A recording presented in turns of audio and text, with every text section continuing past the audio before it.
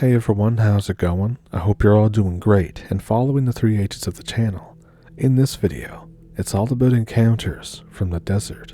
If that sounds like something you're interested in, pull up a stump with me and let's get into it. Thank you for watching. Back in the spring of 2016, a few of my friends were talking about their experience with some weird creature in the desert southeast of Tucson near Vail, Arizona. The description sounded a lot like a Mothman, though this creature had no wings. I was skeptical, but I didn't want to doubt my friends because whatever this was had really scared them. They said they believed it was some kind of alien being. Later on that year, in the winter, these sightings were far from my mind. I was visiting a friend who lived in Vail. I stayed over late that evening. At about 2 a.m., I left their house to drive about 25 minutes down the I-10 toward home. I was driving about 50 miles per hour when approaching a rise in the road. I saw a silhouette. Before I even processed that I was observing something, I soon realized that I had slowed down and eventually stopped on the shoulder to get a better view. I was about 20 or so yards away from this. It was standing in the middle of the road. Because of the rise in the road, I could only see its form from the hips up. It was very tall and looked human-like, very skinny, with long, thin arms and skin that was dark, leathery, and dry, though there was a sheen to the body. The eyes were a reflective red color. I couldn't tell if it was looking at me or not. There wasn't another car in sight at the time. I'm usually very calm during emergency situations. I'm very interested in unexplained phenomena, but confronting this thing, the panic switch flipped. My mind is telling me to hit the gas, but I just sit there, staring at this thing. I looked down for a second, considering turning around and driving back to my friend's house. I put the car in first gear, looked back up, and the being was gone. I immediately drove toward my house. I was shivering uncontrollably the whole way home. I pulled into the driveway, walked in the kitchen door, and became violently ill. I passed out in my bathroom. I didn't wake up until almost 1 p.m. that day. I dragged myself off the bathroom floor and immediately went to bed. I was totally exhausted and just wanted to sleep. I rarely left the bedroom for the next 5 days. I had no appetite, and it seemed like every bone in my body ached. One of my friends eventually came over and helped me into the living room. I ate a little bit, but I was still very tired and despondent. I didn't tell her or anyone else what I had encountered. I just said it was a terrible flu. Does anyone have any idea what I observed out in the desert? Are there any creatures that are similar that can do this?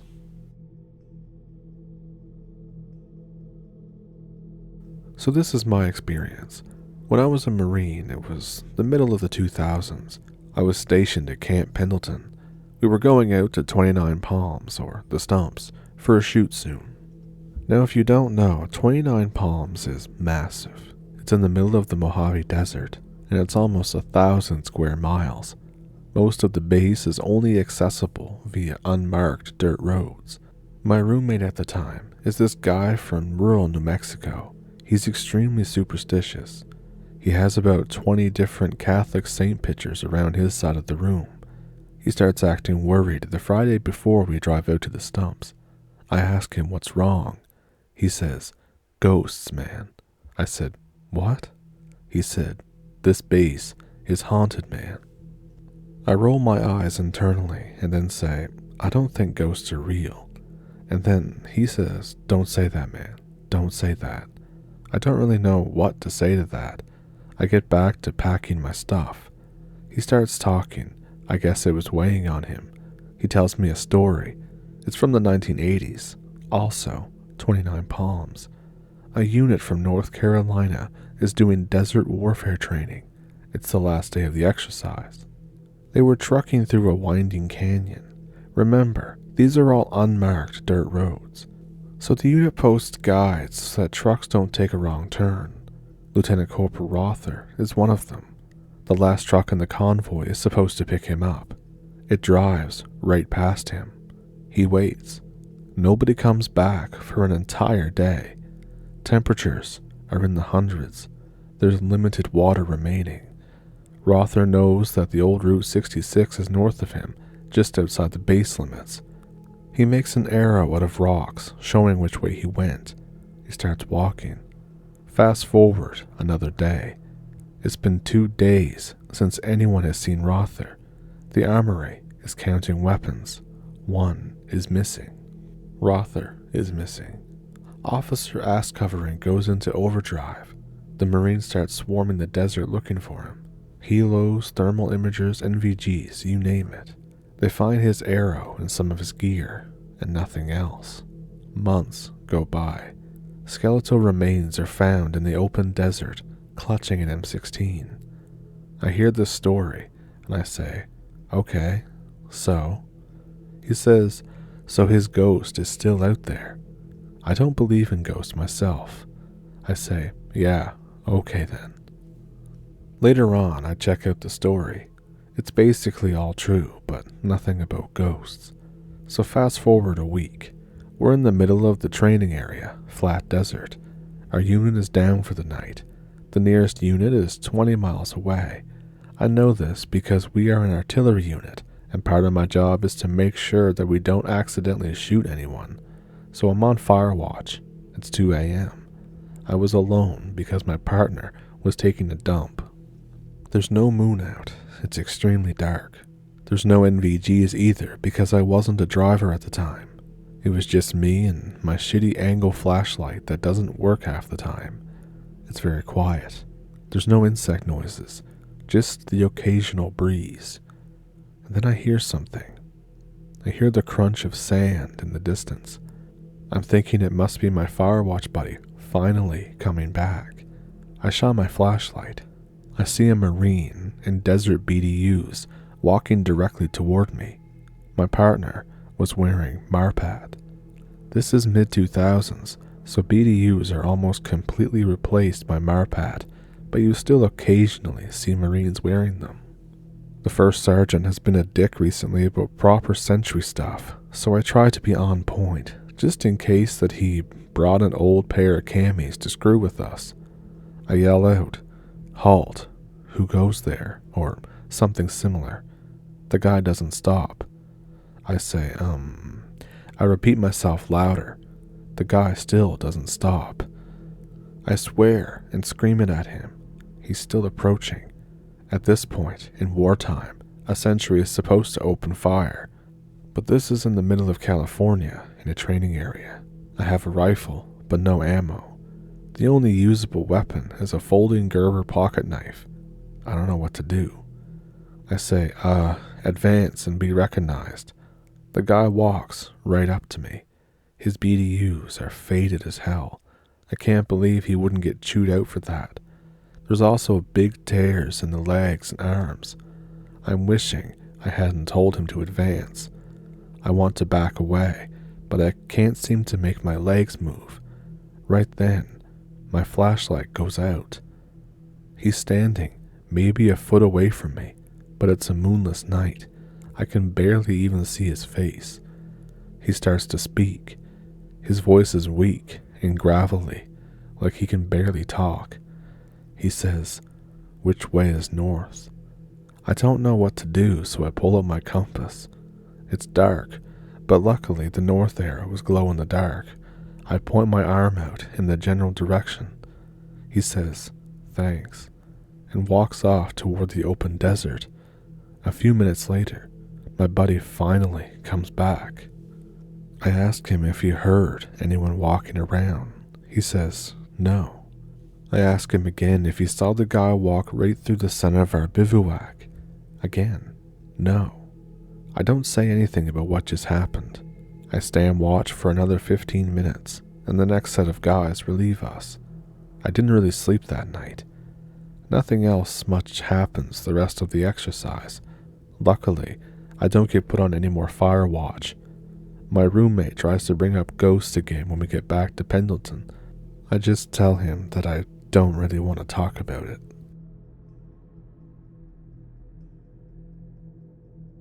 First, I don't have all the details.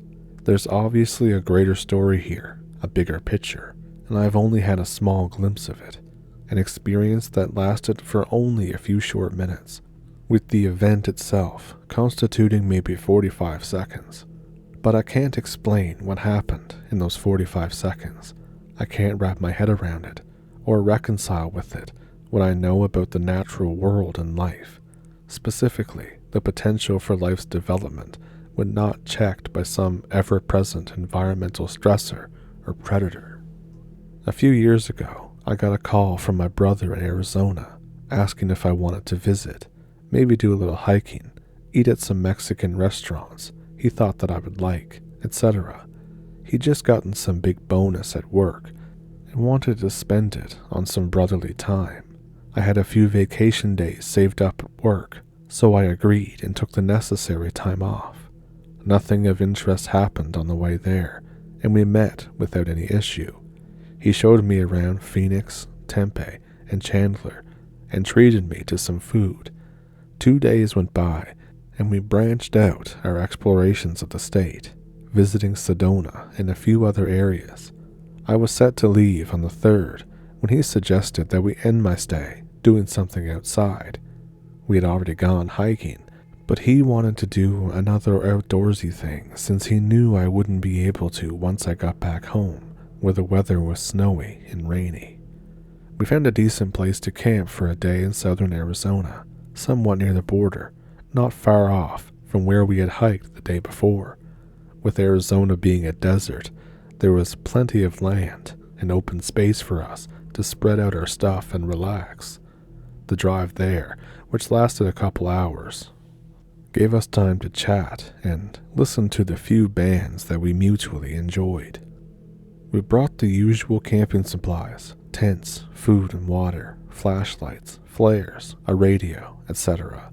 It was just a 1 day, 1 evening, and a night, really, so we only brought the basic stuff, i.e. the cheapest necessities.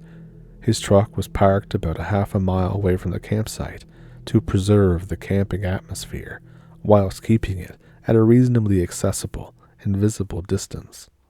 We spent most of the evening just talking and catching up on anything that we hadn't covered in the first 2 days, and eating the leftover food we'd saved from our past restaurant dinners.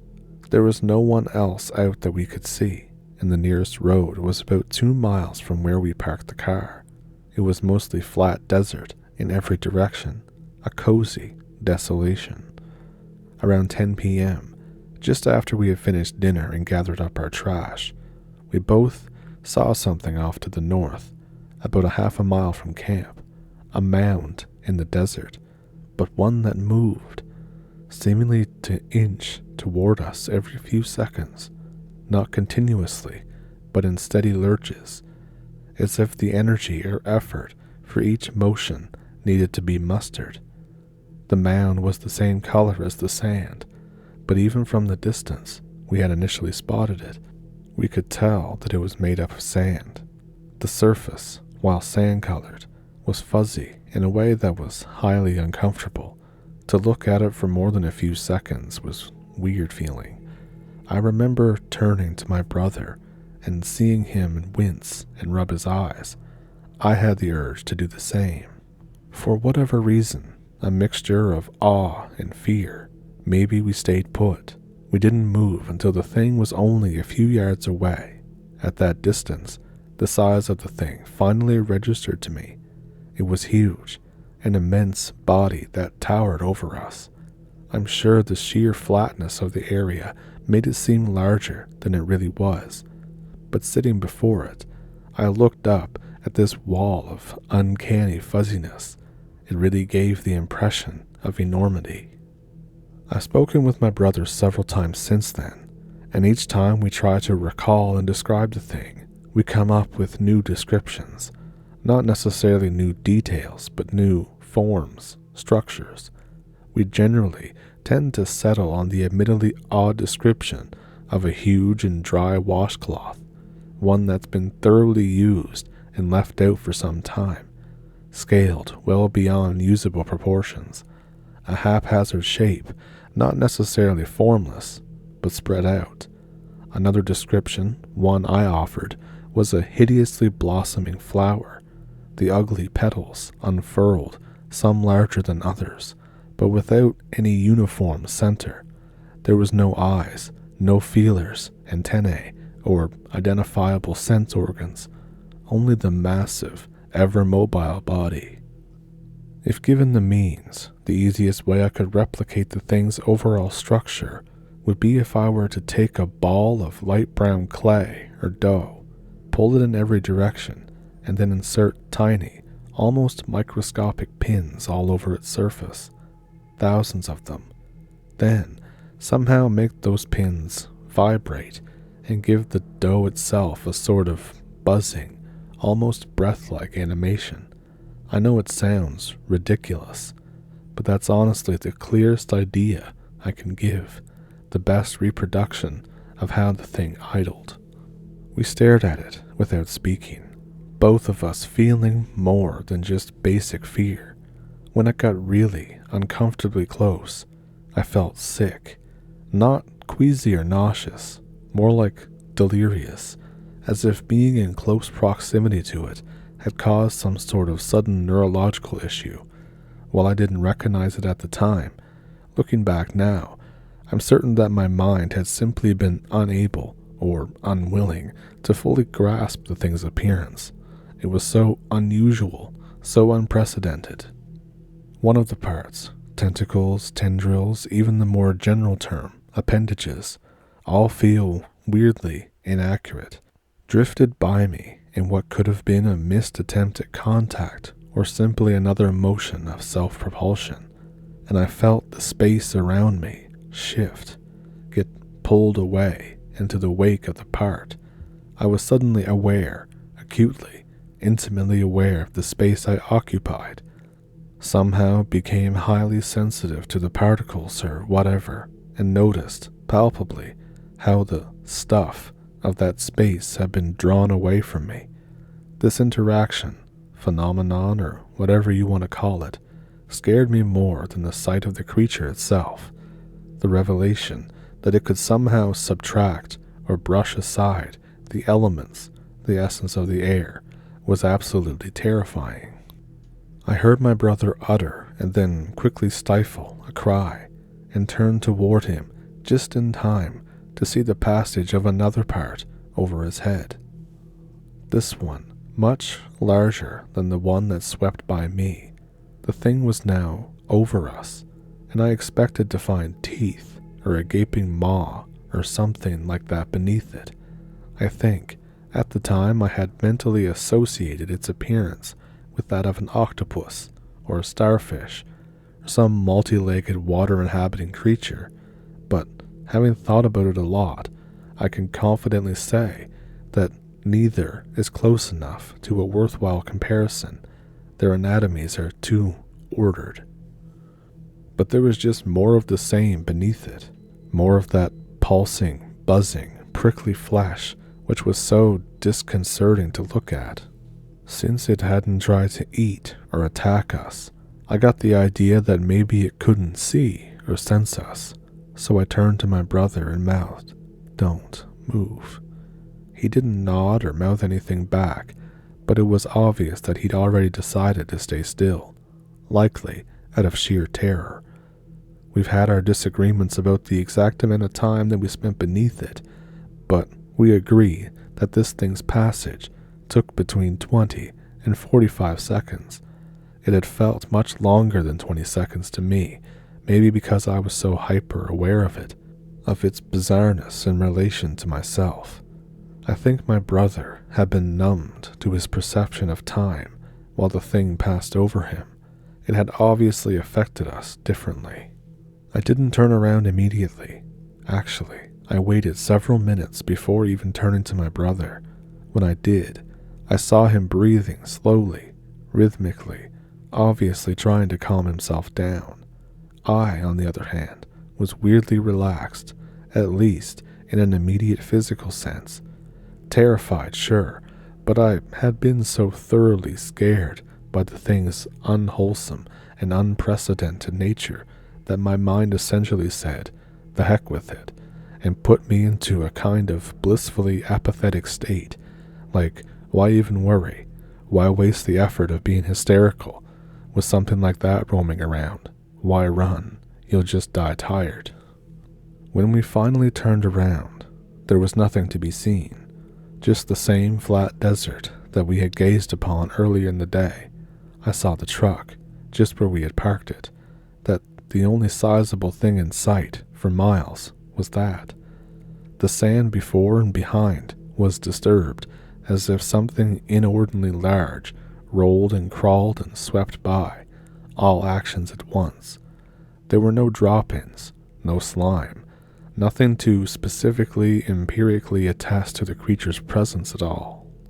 And we actually spent the rest of the night out there, speaking to one another only when we needed something, a bottle of water, a bag of jerky, etc.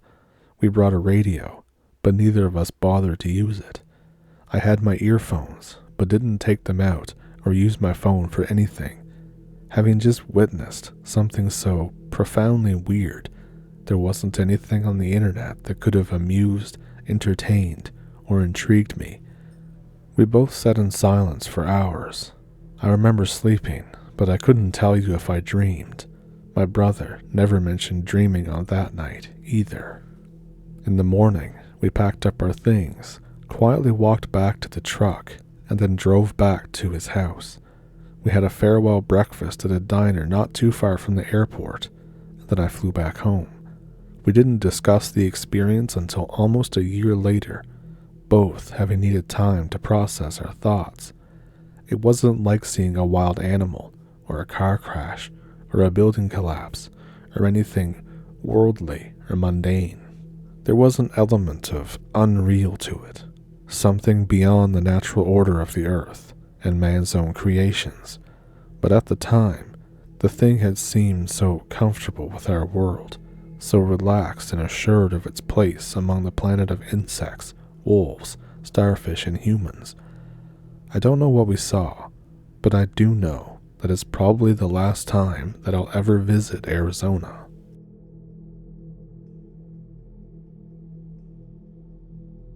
I've never really given much credit to the idea of the paranormal until this happened. I think something in the desert screwed with my head. I don't know what is happening, but it scared the shit out of me. For some context, I live in Arizona, and this began with a camping trip out into the Sonoran Desert. I had been wanting to get away for a while, to maybe go camping. I get prepared.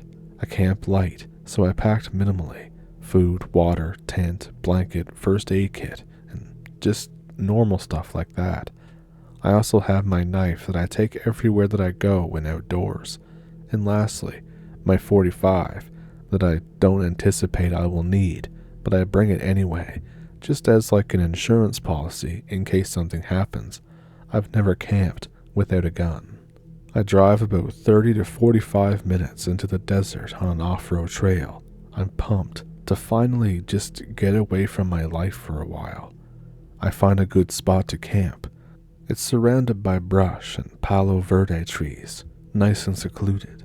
I park my truck and start setting things up around 6:30 p.m. I was blasting Vietnam-era war music because, why not? I'm out in the desert and there's no one to see me being weird out here. I made dinner. I was just relaxing and watching the sky light up orange from the sunset. I was chilling in my truck bed, listening to music. The stars were absolutely beautiful because there was no light pollution out here. Around 8:30 p.m., I decided that I should get ready to go to sleep because I planned to get up at the crack of dawn. And I was just about to settle down and go to bed when I hear crashing through the brush, maybe 20 or 30 yards in front of my truck. Whatever. It's just a javelina, the wild pigs we have here in Arizona. It puts me on edge, but it's not really a problem. I yell at them and stamp my feet to get them to screw off. The crashing through the brush continues, however. I shout, "Hey, hey," and I'm confused and kind of pissed off. They should have ran when they heard me. Then I hear growling, maybe 5 yards away. It's right next to the right of my truck. I think, oh shit. I know this growl. I got growled at by a coyote once on a run at night when I was on a short trail bordering the desert. I think the running scared him or something. But this is a different situation. This one is in a pack, so he's standing his ground. He and I both know they could really mess me up if they wanted to. Every hair on my body stands on end. The adrenaline is flowing. I might be in serious danger here. I didn't fear for my life, but I didn't want to get bit by a wild dog miles out into the desert either. I can't get into my truck because they're too close, and I'd be putting myself right in the middle of them if I tried to open my door. Frantically, I draw and rack my .45. The coyote growls again. I put one into the dirt, a few feet from the coyote. I wouldn't shoot him unless I was actively being attacked. I'm in his territory after all. The night lights up. The muzzle flash is way brighter than I expected. Everything in a 10-foot radius is bathed in the yellow and orange flash from my gun. Disoriented for a moment by the sound and light, I hear the coyotes run off. They're probably not coming back for a while. I decide to sleep in my truck in case I run into more of them. Call me a pussy, but in a mesh tent, I'm just a warm nylon burrito for any pack of animals that runs by. It takes me forever to fall asleep. I only fall asleep maybe for an hour or so, and I wake up sweating like mad. I check my phone. It's just over 100 degrees outside, and in my truck. I drink some water and try to fall asleep again. While sitting in my vehicle, I hear humming coming through the windshield. I have no idea how far away, but it wasn't loud. The hum is low pitch and sounds like it's coming from a little ways away, maybe a quarter mile or so I guess it really depends on the volume of the source. I don't think too much of it. The humming starts, goes on for about 30 seconds, and then stops. A few minutes go by, and it happens again. I think whatever. I don't really care about it if I can't see it. I fall asleep. The next day I drive back home. It's a normal Sunday. The weird shit starts that night. I was sitting at my computer surfing the internet around midnight or 1 a.m. and suddenly I can't shake this feeling that I'm being watched. I'm getting goosebumps just typing all this out. Nicotine always calms me down. I hit my puff a few times. I can feel the nicotine, but the feeling doesn't go away. I'm mildly freaking out. This has never happened before. I look over my shoulder, and I swear I saw dim, beady green eyes looking through the gap between my window and the blinds right at me. I think there's no way this can't be real. The eyes are translucent. I can make out a semi-transparent body, just the head and neck. I must be hallucinating. I blink once or twice. They're still there. I stare harder at my window and the thing disappears. I'm freaked out. What the hell was that? I convince myself I have to be tripping. There's no way that was real. I still can't shake the feeling that I'm being watched. I think, well, screw this. I'm going to go to bed. I'm literally scared to open my bathroom door and see what's inside. There's nothing. Of course there's nothing. I figure I'm going to try to go to sleep. My door is cracked a few inches so I get some airflow. My air conditioner is not great. I can see into the dark hallway from my bed, and I can see the same thing. This time, there's two of them. There's no way this is happening. The same deal. The first thing I notice is two sets of dim, seemingly translucent points of light that I assume are eyes. I stare at them in disbelief. Both sets of eyes are at different heights, maybe 5 to mid 6 feet off the ground. My light isn't off yet. The room is lit up, and there's nothing in my peripheral vision, but there's no way in hell that I'm taking my eyes off of them to check for sure. I slowly reach under my bed where I keep my AR, and I put it in my lap. I sort of doubt I can really do anything to them, but I'll be damned if I'm not going out fighting. I still can't believe this is even real. I'm scared enough to put the magazines in and keep my hands on the gun. My heart is pounding, not faster, but harder. I'm completely shocked and in disbelief. This is different from anything that I've ever experienced before. I can make out slender bodies, also translucent.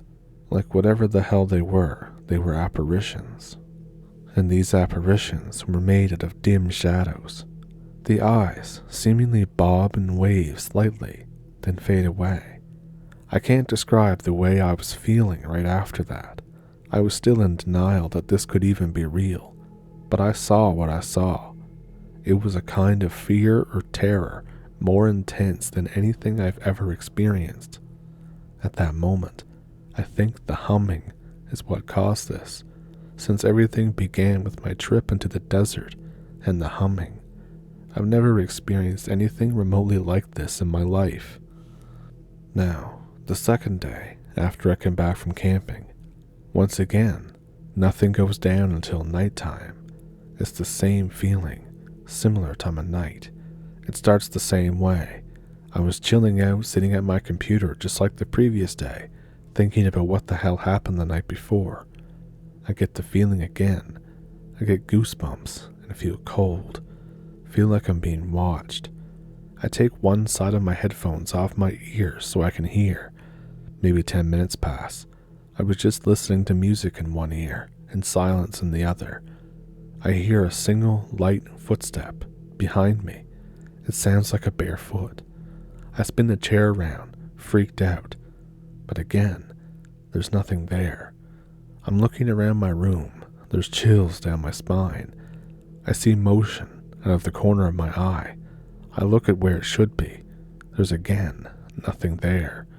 I move the only plant in my room over to the window where I saw the things last night that looked at me to block vision in or out. I pull the blinds away from the window. I see points of light behind the glass. I almost have a heart attack. I nearly fell over. I backpedal away from the window a few steps. My heart is pounding again, my mind racing. I think about what I just saw. I psych myself out. I'm going to look again. I pull back the blinds. There's nothing now. By this point, I'm done with everything. This is driving me insane. I seriously considered the possibility that I was beginning to lose my mind, and this was all in my head. I go back to my desk. I'm scared as all hell, and every alarm bell in my head is going off, but I couldn't rationalize what was going on, so I figured the best thing to do was just to embrace the fear and do my best to get comfortable with it. I sit down. I was about to put my headphones back on when I hear 2 quick taps on my glass. Back to panic mode. The adrenaline flares up again. I spin around and stare at the blinds. I hear more tapping on the outside of the adjacent wall next to my window, maybe 15 feet away from where it was last. My eyes were locked onto where I heard the tapping. Some time passed. I don't know how much, but I spent all of it staring at the wall and the window. I started to relax. The rest of the night was normal. Now, after this, nothing much else happened, but I still get the feeling like I'm being watched from the darkness, like they never left and they're just observing me all the time now. I even get paranoid, thinking that they're just outside my windows, so I have all the blinds down. I guess what I really wanted was just to get this all off my chest, so that maybe I'm not crazy. So those encounters were all definitely strange and terrifying. If one of them stuck out to you, let me know which one it was down in the comments. And as always, if you have one of your own, I have an email in the description that you can send it to. Also down there is a PayPal and a Patreon link if you would like to support the channel that way. If you wanted to here on YouTube, there's a super thanks button just below the video. And with that, I will put up a couple other videos here that you can watch or rewatch if you'd like to. And if you liked the video, then please like and subscribe. And with all that, thank you for pulling off a stump, and I will see you Friday.